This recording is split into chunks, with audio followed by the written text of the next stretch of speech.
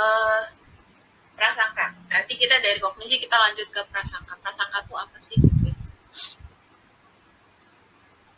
Prasangka tuh nanti ada sih. Tapi sebenarnya gini, kenapa sih Bu di psikologi sosial tuh kita belajar tentang prasangka?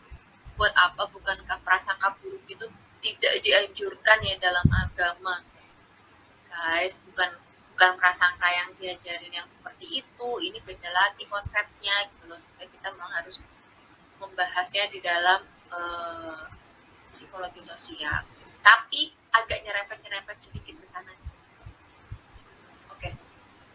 Nah, kenapa kok kita membahas tentang prasangka? Karena ya biasanya terjadinya kekerasan dan ketidakadilan itu awalnya ya dari prasangka dan diskriminasi. Contohnya kayak berantem-berantemnya antar suku itu kan dimulai dari kekerasan dan ketidakadilan ya. Kayak kapan ya yang ada kasus di Papua itu loh guys, yang bukan penduduk asli itu dibantai habis-habisan. Tahu nggak kalian yang berita itu? Mungkin kalian masih SMA. Tahu nggak guys? Tahu nggak? Yang apa ya? Yang korban itu beneran dipakai apa tuh samurai gitu. Pokoknya ada kok videonya dulu gitu. Nah itu bahayanya prasangka guys. Jadi karena dari prasangka itu akan muncul karena dari dari prasangka itu akan muncul kondisi-kondisi yang kurang kondusif ketika kita berhubungan secara sosial dengan orang lain. Nah, prasangka itu biasanya berkaitan dengan stereotip dan diskriminasi. Prasangka sama diskriminasi itu kalau diartikan secara konseptual beda ya, pengertiannya beda. Kalau prasangka itu sikap yang biasanya sifatnya negatif dan itu ditujukan bagi beberapa kelompok didasarkan pada keanggotaannya pada kelompok. Jadi mohon maaf nih, ini contoh ya, geng motor misalnya. Apa pendapat kalian tentang geng motor? Pasti kan urakan, kasar ya, terus merugikan ya, kayak begal-begal gitu, sehingga kita akhirnya geng motor apaan, nggak suka. Nah itu sikap gitu, kayak nggak suka sama geng motor. Nah, ya itu yang akan membuat kita menentukan sikap. Pokoknya prasangka tuh sifatnya adalah negatif guys, bukan yang baik-baik. Nah, kalau sesuai dengan kelompok yang emang perwujudannya negatif sih nggak apa-apa. Tapi ketika kita memberikan prasangka kepada sebuah kelompok yang mana itu tidak sesuai dengan kenyataannya, nah itu yang bahaya. Ya, misalnya maaf tanpa bermaksud apapun, misalnya kayak Cina, misalnya kayak gitu. Cina, loh ada apa dengan Cina, misalnya kayak Chinese, orang Chinese tuh gini misalnya. Ada yang negatif, ada yang positif. Nah kalau itu benar nggak apa-apa, tapi kalau nggak benar itu kan akan efeknya sangat luar biasa gitu. Nah jadi ini yang harus hati-hati, kita harus hati-hati menggunakan prasangka sebelum kita mendapatkan informasi yang lengkap gitu. Atau kalau memang nggak perlu banget, nggak usah terlalu berprasangka kepada suatu kelompok yang memang kita tidak tahu kebenarannya. Tapi kalau kayak geng motor itu kan kita tahu banget ya kegiatan-kegiatan mereka tuh apa aja dan itu sangat membahayakan. Nah itu nggak apa-apa gitu. Jadi sehingga kalau kita prasangka ini akan membantu kita untuk bersikap, untuk berperilaku yang sesuai. Jadi kayak misalnya, itu geng motor, jangan deket-deket langsung nyapa-nyapa. Hai Mas Begal, hai. Jangan, itu namanya dekati ini ya. Kita ngasih umpan gitu. Jadi udah tahu kalau kita ini geng motor, menjauhlah gitu loh, jangan deket-deket sama mereka gitu ya. Nah kalau diskriminasi itu perilaku negatif terhadap orang lain yang menjadi target prasangka. Kalau diskriminasi itu sifatnya lebih luas guys. Misalnya aku duduk di bis, terus ada ibu-ibu pakaiannya kucel banget, apa istilahnya kotor banget, dia duduk di sebelah. Terus aku, ibunya ini pasti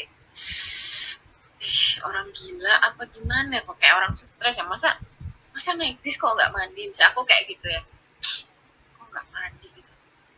Nah itu kan kita nggak nyaman dulu ya, sehingga kita nggak nyaman akhirnya mengeluarkan pemikiran-pemikiran yang itu menjadi prasangka.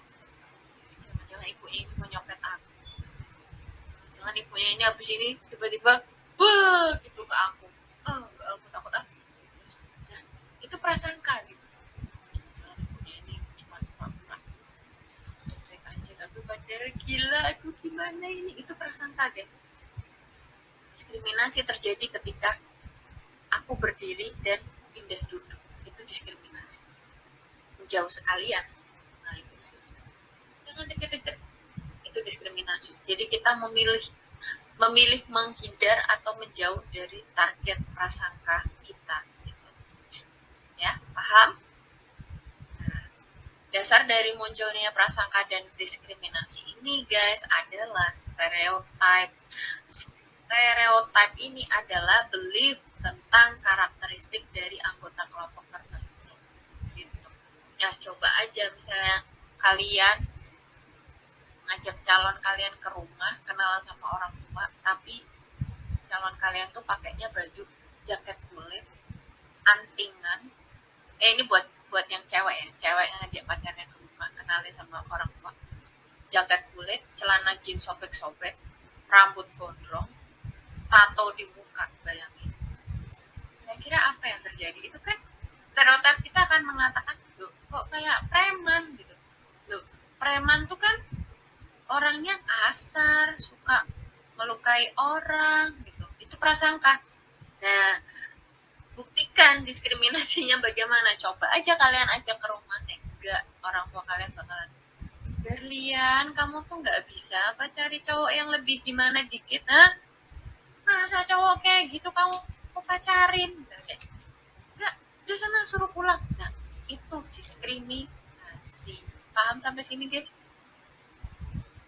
Padahal belum tentu cowok yang diajak berlian itu preman. Bisa aja kan dia habis latihan teater, habis show, terus dia berperan sebagai preman. Nah, padahal aslinya alim banget, soleh banget, misalnya kayak gitu. Paham sampai sini guys? Jadi itu guys bahayanya bukan. Jadi itu kaitan antara stereotip, prasangka, dan diskriminasi. Stereotip lah yang membuat kita mendasari terjadinya prasangka dan pada akhirnya menimbulkan diskriminasi. Coba kalau cowoknya berlian datang dengan posisi peci yang rapi gitu, pasti nggak akan ada prasangka. Kenapa? Karena stereotipnya positif. Orang-orang believe atau percaya bahwa orang yang pakai peci itu adalah orang-orang yang adem hatinya gitu misalnya. Sehingga nggak akan muncul prasangka dan tidak akan muncul diskriminasi. Ya, guys. Asal muasal dari prasangka. Yang pertama adalah konflik langsung antar kelompok. Nah ini bisa. Ini sering terjadi nih di luar Jawa, kayak misalnya Sampit ya, dulu pernah ada Sampit itu kalau mahasiswa dulu pernah ada yang presentasi agresivitas itu, nunjukin video-video Sampit itu, waduh ya Allah guys, kepala ditebang di mana-mana. Aku begitu lihat, kan waktu itu masih offline, aduh, aku bilang, aduh guys, kepala aku pusing. Aku kalau lihat kekerasan gitu tuh pusing. Jadi, nah tapi ini harus ada, jadi Sampit sama Madura kalau nggak salah. Konflik langsung antar kelompok ini bisa menimbulkan prasangka. Kenapa? Karena biasanya mereka rebutan sesuatu yang berharga. Terus asal muasal prasangka bisa terjadi karena teori belajar sosial. Gitu. Jadi kita ini kan ketika kita setuju bahwa orang yang pakai jaket kulit, tatoan, antingan dan lain-lain itu preman, karena sebelum-sebelumnya misalnya orang tua kita ngajarin demikian, guru kita ngajarin demikian, terus di TV juga di sinetron kayak gitu loh, sehingga ya akhirnya kita belajar bahwa preman itu pasti menyebalkan, kasar, mengganggu banget gitu loh. Nah itu namanya teori belajar sosial. Salah nggak Bu? Ya enggak, ya mau gimana ya, karena kan kita hidup berinteraksi, jadi ya otomatis kita akan cenderung mempelajari dari orang-orang sebelum atau tokoh-tokoh sebelum kita gitu. Nah, kemudian asal muasal prasangka yang lain adalah kategorisasi sosial. Prasangka bisa terjadi karena apa? Karena kita membuat kategorisasi. Jadi, aku tuh orang baik, kamu tuh kurang baik, sehingga kayaknya kita nggak pantas. Nah, itu kategorisasi sosial. Ya, orang yang cenderung as itu akan lebih positif daripada the. Misalnya kayak kalian volley psikologi Unisula sama psikologi Unika, pasti akan bela psikologi Unisula dong, karena kalian alma maternya Unisula. Nah, jadi gitu. Unisula is the best. Psikologi AY, misalnya kayak gitu. Nah, itu kategori sosial, karena kita merasa bahwa kita lebih baik, sehingga kadang kita membuat kategori-kategori yang akhirnya itu bisa berdampak pada munculnya prasangka. Gitu. Kemudian stereotip. Nah, kalau stereotip tadi sudah dijelaskan ya. Siapa saja target dari prasangka? Nah, ini ada menurut Vaughan dan Hope. Target dari prasangka yaitu dari yang pertama adalah berdasarkan seksisme atau jenis kelamin. Oke. Kelas A itu next ya. Jenis kelamin, prasangka yang terjadi dalam pembedaan antara pria dan wanita. Nah, kalau berkaitan dengan prasangka ini biasanya lebih banyak perempuan daripada laki-laki yang menjadi korban prasangka. Perempuan tuh bisa dandan seksi dikit, cantik dikit gitu, dibilang ih pelakor kayak lagi perempuan. Atau misalnya apa dikit, ih pasti ini pengemis yang sukanya cuman acting, nggak mau kerja. Nah itu biasanya lebih banyak perempuan ya guys daripada laki-laki. Kemudian target prasangka yang lain adalah rasisme, diskriminasi terhadap ras dan etnis. Contohnya kayak gimana? Di Amerika Serikat ya, orang kulit hitam dan kulit putih itu ya. Kalau orang kulit hitam tuh merefleksikan orang desa, budak, gitu ya, pekerja kasar. Sementara kalau kulit putih itu beda lagi. Kalau kulit putih lebih cenderung bangsawan, orang kaya, tuan tanah gitu. Nah ini harus hati-hati ya. Sehingga kalau ada orang kulit putih sama orang kulit hitam bermasalah, pasti yang dibelain orang kulit putih. Orang kulit hitam pasti disalah-salah. Kemudian berikutnya adalah ageism. Satu kondisi di mana kaum tua diperlakukan sebagai pihak yang kurang berharga. Nah ini ya guys. Ini terjadi ya. Kemarin di Instagram sempat rame. Ada ibu yang dititipkan oleh ketiga anaknya secara paksa di sebuah panti jompo. Kalian tahu nggak guys? Di Instagram tuh viral banget guys. Aku sih bukanya Instagram ya. Kalau Twitter tuh aku tuh nggak mudeng tampilannya gitu. Nah itu ageism. Kadang memang kaum tua tuh sering menjadi korban atau target dari prasangka. Udah tua pasti nanti ngerepotin nih, belum lagi kalau tantrum, belum lagi kalau repot kayak gitu. Ageism. Kemudian kelompok homoseksual. Nah ini sangat rentan menjadi target prasangka. Kalau homoseksual sih kalau menurutku ya agak wajar-wajar ya, karena ya salah sendiri homoseksual, tapi ya gak bisa bilang salah sendiri. Tapi bukan berarti aku mendukung homoseksual. Maksudku gini, sebenarnya homoseksual itu memang satu kaum yang sebenarnya ada proses belajar gitu loh guys.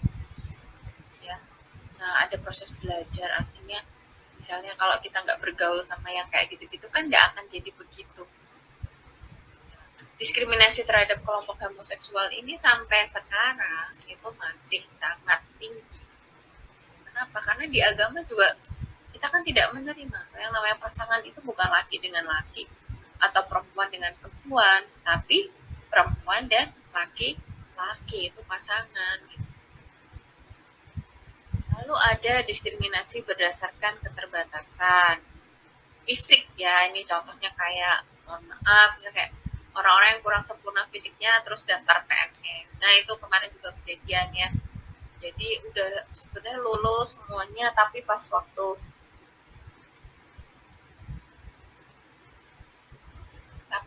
pengambilan SK dia tidak diundang, ternyata digantikan sama orang lain. Nah ini keterbatasan fisik ini biasanya rentan menjadi target prasangka. Bentuk diskriminasi bentuk diskriminasi ya. Yang satu adalah menolak untuk menolong, gitu. Misalnya Fadil, Desvira, sama Berlian misalnya, Desvira dimintain tolong sama Fadul. Oh iya sini aku bantuin. Tapi begitu Berlian yang minta, aduh maaf ya Ber, aku nggak bisa. Nah itu diskriminasi. Loh kenapa nggak bisa? Padahal kan sama-sama cuma pinjam catatan psikologi sosial. Nah itu bentuk diskriminasi, ya menolak untuk menolong. Atau tokenisme, ini adalah minimnya perilaku positif terhadap pihak minoritas. Jadi kayak misalnya kayak yang tadi orang misalnya ada sebuah toko yang kalau misalnya melayani orang Cina tuh ogah-ogahan, sementara kalau orang Jawa dia sangat itu banget. Nah itu tokenisme, minimnya perilaku positif terhadap pihak yang minoritas. Lalu ada reserve discrimination, ini praktek. Kalau ini tuh lebih ribet ya, reserve discrimination tuh berkaitan dengan politik dan lain sebagainya. Ini biasanya kalau untuk apa ya, misalnya mungkin kayak tersangka gitu loh guys, kayak gitu-gitu. Jadi ribetnya kalau reserve discrimination karena ada kaitannya dengan politik. Nah, stigma dan dampak dari korban prasangka. Siapa yang suka diprasangkain ya? Kalau kita dituduh macam-macam atau nggak ngapa-ngapain dituduh aja pasti nggak nyaman banget, ya kan? Nah, apalagi kalau misalnya kayak ibu tadi, misalnya aku tadi sampaikan sebagai contoh.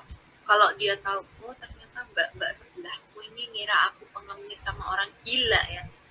Bagus ya. Siapa yang nggak terima ya? Pasti nggak terima. Jadi memang efek prasangka itu sangat luar biasa dan itu sangat bervariasi, mulai dari ketidaknyamanan ringan hingga penderitaan yang mendalam. Kalau kalian pernah tahu itu ada film Jangan Panggil Aku Cina. Nah itu menunjukkan betapa ada seorang gadis Chinese yang benar-benar kok gitu sama aku. Emang kalau aku Cina kenapa? Nah, jadi ini harus hati-hati ya guys ketika kita apa ya, melakukan yang namanya prasangka, karena efeknya itu sangat luar biasa. Jadi lebih baik seharusnya sih kita bisa mengurangi prasangka-prasangka. Tapi waspada tetap perlu, bukan berarti nggak ada prasangka terus kita nggak waspada gitu ya. Nah, Alford ini menjelaskan 15 kemungkinan sebagai konsekuensi negatif dari korban prasangka. Yang pertama adalah stigma sosial, pasti akan dinilai negatif terus. Terus orang yang menjadi korban prasangka itu akan cenderung harga dirinya rendah, self esteem. Harga diri itu self esteem ya guys, kalian harus mulai familiar dengan istilah ini. Jadi self esteemnya jadi rendah, merasa tidak berharga, merasa pokoknya bukan siapa-siapa gitu ya. Lalu ada turunnya kesejahteraan psikologis ya, pasti nggak bahagia dong kalau kayak gitu. Kalau udah nggak bahagia kan tidak sejahtera secara psikologis. Kemudian efek yang lain adalah kegagalan dan kekurang beruntungan. Kalau orang sudah jadi target prasangka itu efeknya sangat luar biasa. Ya kayak tadi misalnya aku ceritakan, karena tidak sempurna secara fisik akhirnya dipermainkan padahal keterima CPNS juga, terus digantikan dengan orang yang lebih sempurna Nah, tuh kasihan banget kan guys ya. Makanya itu bahayanya prasangka. Nah, pengalaman subjektif dalam menerima stigma itu bergantung pada dua faktor. Yang pertama adalah visibilitas ya, seperti ras dan gender, membuat individu tidak bisa melarikan diri dari cap, ya, dari cap yang diberikan oleh orang lain. Nah, ini efek kalau misalnya kaitannya dengan ras dan gender. Orang kulit hitam itu udah nggak bisa ngapa-ngapain guys, ya, karena secara ras mereka punya rambut yang misalnya keriting, ikal, nggak bisa panjang gitu kan, kulitnya hitam, itu apa ya, target prasangka yang ya walaupun sudah tidak ada, kita sudah sangat mengakui kesetaraan hak asasi manusia, tapi itu kan akan sangat dibawa oleh mereka. Kalau misalnya ini kaitannya dengan visibilitas perempuan gitu, kita sebagai perempuan, kalau misalnya udah ya kamu tuh perempuan harus rajin, harus bersih, jauh wes mau gimana lagi, karena memang ya itulah pengalaman-pengalaman subjektif kita sebagai bukan sebagai yang dikarenakan karena stigma itu tadi. Kemudian kontrolabilitas, stigma dapat bersifat terkontrol dan tidak. Ada stigma yang bisa dikontrol dan ada yang tidak. Misalnya perokok atau homoseksual, itu sebenarnya dia bisa memilih apakah dia mau stigma yang bagus atau yang enggak. Kalau mau bagus ya jangan merokok, kalau mau bagus ya jangan homoseksual. Itu masih bisa dikontrol gitu.